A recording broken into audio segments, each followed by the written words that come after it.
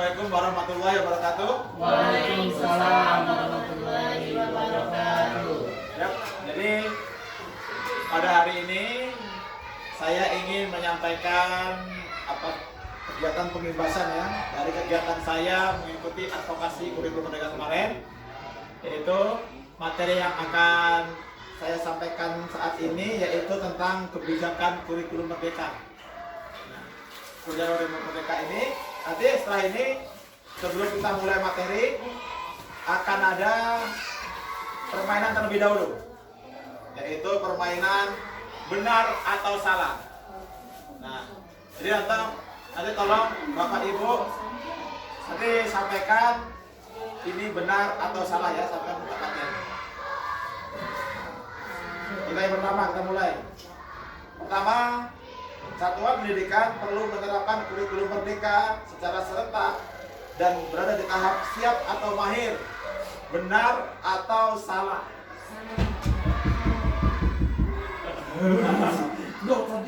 Benar apa salah? Benar apa salah? Benar. Benar. Salah? Kenapa salah kira-kira? Kira-kira kenapa salah? Karena ada beberapa sekolah yang belum siap rumahnya, masih ada tahap belajar belum siap. Kalau itu kan kata siap berarti dia sudah benar-benar ini. Sudah benar-benar. Nah, kita lihat ya. Ya, terima kasih jawabannya. Kita lihat. Ya, jawabannya tidak. Ya, iya, salah ya. Satuan pendidikan menerapkan sesuai dengan kesiapannya. Ada yang tahap awal, berkembang, siap atau mahir. Sesuaikan aja dengan kondisi satuan pendidikannya. Nah, itu seperti itu. Jawabannya tidak. Salah. Salah. Iya.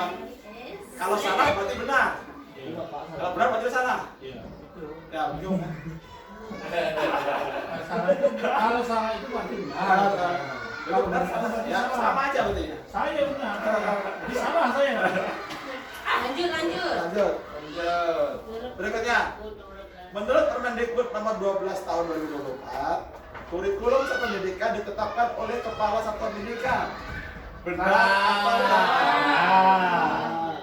Salah atau benar? Kita lihat. Kalau salah bukan ini jadi kalau benar Jawabannya iya. Iya. Ya benar jawabannya. Jawabannya salah. Ya, kepala satuan pendidikan di satuan pendidikan pertama, tapi dengan bantuan dari pertama pengawas. Ya, berdaya untuk penyusunan atau revisi. Kemudian dinas pendidikan juga dilibatkan untuk melakukan supervisi. Berikutnya, kemudian satuan pendidikan jadikan kurikulum satuan pendidikan sebagai dokumen hidup untuk membantu penyelenggaraan pendidikan yang berkualitas. Jadi jawabannya iya. Kalau dulu kali ikut Gabat kan masih banyak kita memakai ikut anjuran yang di pemerintah pusat. Sekarang kita berhak untuk menetapkan sendiri. Berikutnya, format kurikulum satuan pendidikan tidak perlu dibuat seragam. Benar. Benar, kita lihat jawabannya. Benar apa salah? Jawabannya benar. Kenapa kita tidak dibuat seragam? Yang pertama, karakteristik atau pendidikan itu berbeda. Visi-misi dan tujuannya berbeda. Pembelajarannya ada yang pembelajaran banyak matematik atau pakai mata pelajaran. Kemudian ada yang pembelajarannya beda. Kemudian modul ajarnya pun berbeda. Nah, itu isi kurikulum kemarin kita rapatkan dulu ya.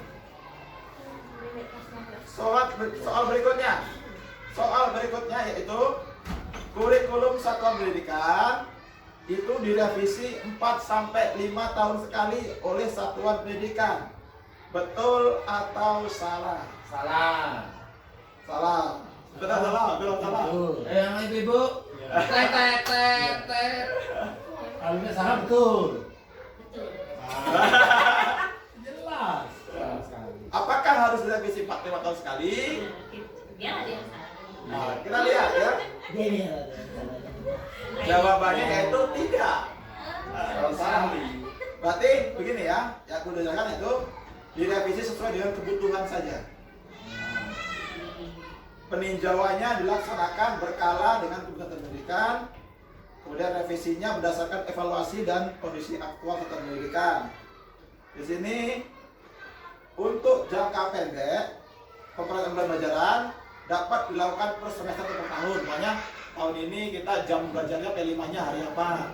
Apakah kita pakai di akhir semester saja atau kita pakai hari Sabtu saja? Nah, itu bisa direvisi tiap semester atau per tahun, nggak usah nunggu sampai 5 tahun. Nah, itu. Yang 5 tahun itu apa?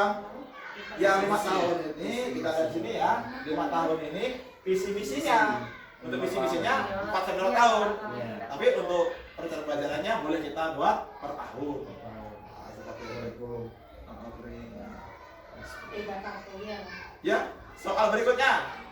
Soal berikutnya yaitu setiap satuan pendidikan wajib menyusun modulnya aja sendiri dan modulnya harus tebal. Ayo. Wajib menyusun modul aja sendiri, harus buat sendiri modulnya.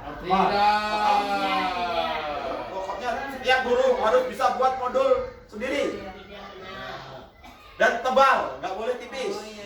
Benar atau salah? Kalau harus. Bukan benar, apa salah kata pencoba? Boleh. Apakah harus buat sendiri nggak? Modul aja. Gemini. Harus buat Gemini. Buat sendiri? Harus buat sendiri modulnya. Ya. RPP-nya harus buat sendiri. Ya tidak. Ya tidak. Nah, Gemini. harus buat sendiri atau tidak? Iya. Kalau dia ngomong iya, kalau tidak ngomong tidak. Jangan dia tidak. Harus siap memilih ya. Iya. Gimana Bu Esti? Apakah tidak? Kenapa tidak? Kenapa tidak? Bingung. Jawabannya itu adalah tidak. Wah, pintar. Ibu Esti. Wah. Tidak harus tebal. Yang 2 lembar aja belum tentu buat. Apa lagi? Setelah disuruh selembar aja dulu nggak ngeplay. Benar Esti. 100. Tidak wajib lah, merdeka. Iya. Ya ini merupakan satu miskonsepsi. Banyak beredar di lapangan bahwasanya, woi, guru sibuk harus buat modul. Guru sibuk padahal kita nggak harus, tapi bisa semuanya melalui PMN. Kita bisa mengambil di PMN. Tadi yang betul Gemini tadi. Ya, melalui Gemini, bantuan Gemini bisa. Kemudian yang penting diadaptasi dengan yang penting cocok apa enggak dengan sekolahnya. Nah, cocok pakai aja. Berikutnya yaitu ingatlah PMM itu yang membuat pelatihan mandiri itu tidak wajib. Pokoknya Pak saya nggak ikut pelatihan mandiri, boleh nggak apa-apa, kan nggak wajib. Tapi kalau yang isi RHK kemarin wajib. RHK-nya pengajar wajib. Cuma kalau isi lainnya kayak pelatihan mandiri atau mengakses CPTP itu nggak apa-apa. Ya, gini. Kemudian harus tebal. Benar apa salah kalau harus tebal? Salah ya. Yang penting di dalam itu terdapat tujuan, terdapat langkah-langkah, terdapat asesmennya, penilaiannya. Cukup 3 itu selembar pun tidak apa-apa. Soal berikutnya. Nah, yaitu pertanyaan ke-6. Pertanyaan ke-6 adalah asesmen awal digunakan untuk mengetahui kemampuan awal peserta didik dalam kaitannya dengan tujuan pembelajaran tertentu. Betul. Ya, benar apa salah? Betul. Kita lihat.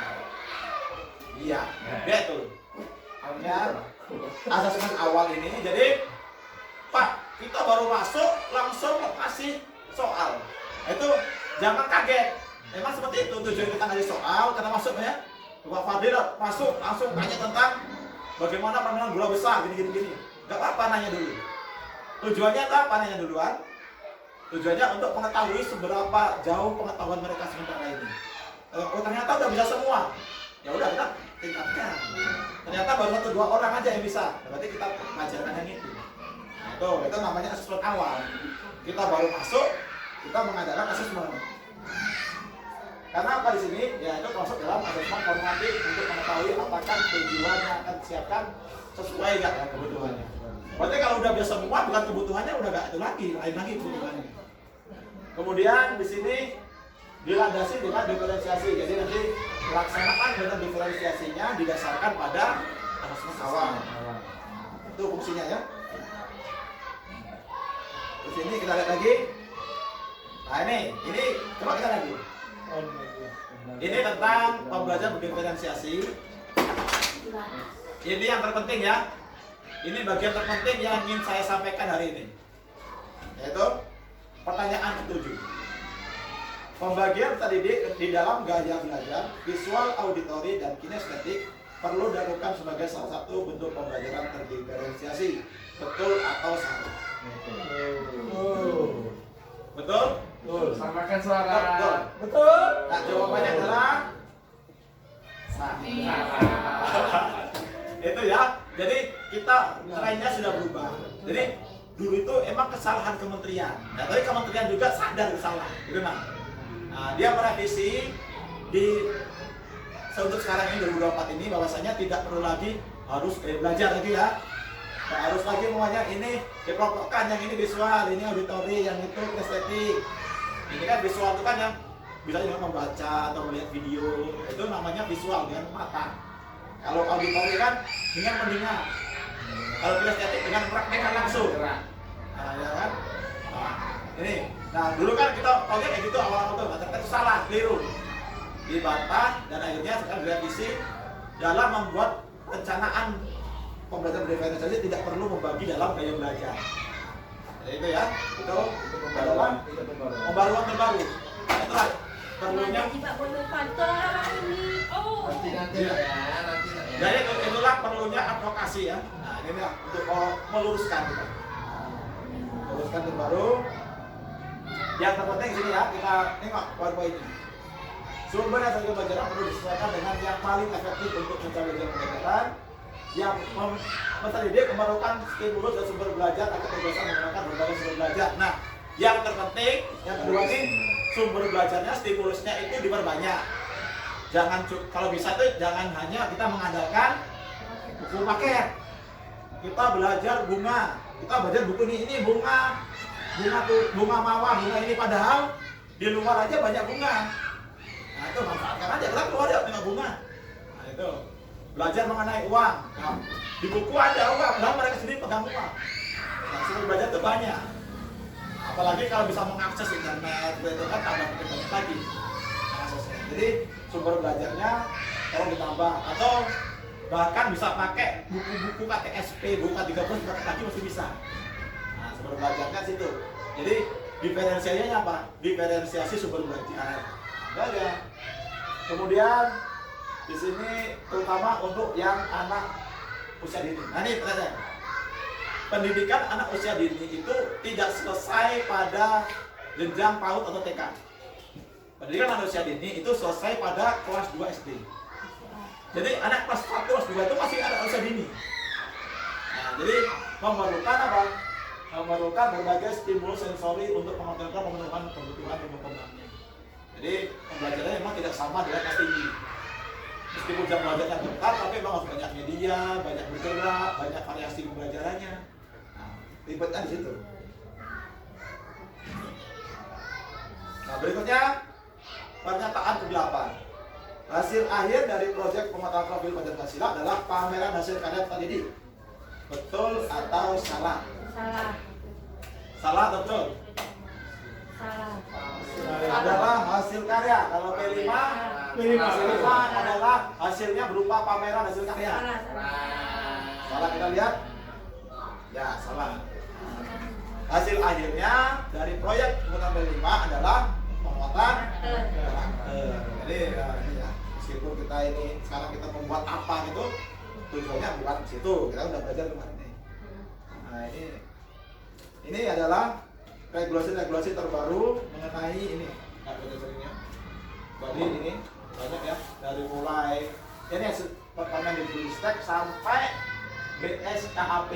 Nah, ini jadi kalau kita bahan kita untuk ini BSKAP. Bahan kita untuk melihat dasar hukumnya kita melakukan kebijakan itu apa, itu BSKAP. Dan berikutnya materi mengenai prinsip kurikulum merdeka. Jadi ada 3 prinsip utama. Jadi kalau kurikulum merdeka itu tidak terdapat 3 prinsip ini, kita belum belum merdeka lah intinya. Nah, pertama fleksibel. fleksibel itu disesuaikan dengan kebutuhan satuan pendidikannya, kodrat alam dan kodrat zamannya. Sesuaikan. Nah, fleksibel. Guru dapat menggunakan asesmen awal untuk melakukan pembelajaran terverifikasi. Jadi dulu kan harus samakan. Kalau K13 tuh KD antara KD di Jakarta sana, KD di Bengkulu ini sama. Nah, sekarang fleksibel kebutuhan kita. Kemudian fokus pada muatan esensial. Nah ini kalau kita banyak apalagi kelas tinggi ya Bang ya, melihat bahwasanya kok materi sekarang kok tinggal dikit. Materi itu banyak lagi. Nah, jadi materi-materi yang dianggap tidak dibutuhkan nih oleh siswa itu dibuang. Kelas 6 itu nggak ada lagi materi kalau saya tuh mengenai volume prisma, itu nggak ada lagi. Dulu kan kita mencari volume prisma, mencari luas permukaan prisma, pusing dah anak-anak. Kubus nggak bisa lagi prisma. Nah, prisma 5 Jadi itu nggak diajarkan. apa? Kalau ada materi yang tidak penting nggak usah diajarkan. Ya, karena emang di CP-nya dikurangi. Esensial ya. Yang esensial ini hanya kepada yang penting. Kebutuhan kita apa? Kebutuhan anak-anak sekarang kayak masalah iklim, literasi, finansial, literasi digital, kesehatan. Nah, kayak itu banyak cara energi ini supaya bertahan, tanggung jawab kesehatan, bagaimana mengantisipasi perubahan iklim. Nah, itu yang dibutuhkan langsung oleh siswanya. Yang berikutnya yaitu pengembangan karakter. Jadi melanjutkan yang kemarin fokusnya pada karakter. Nah, jadi jangan baik kita suruh menghafalkan anak-anak tapi karakternya dibiarin aja. Nah, tetap ya. Bukan berarti sekarang tidak penting lagi siswa karakter anak, yang penting bisa ini bukan, salah. Kalau ternyata dia pintar tapi karakternya nggak bagus, berarti belum merdeka. Tetap karakter yang utama. Ya mungkin itu saja yang ingin saya sampaikan pada hari ini, karena waktunya sudah lebih dari 15 menit ya. Dan terima kasih atas perhatiannya, semoga bermanfaat. Lebih kurang saya minta maaf ya. Assalamualaikum warahmatullahi wabarakatuh. Waalaikumsalam warahmatullahi wabarakatuh.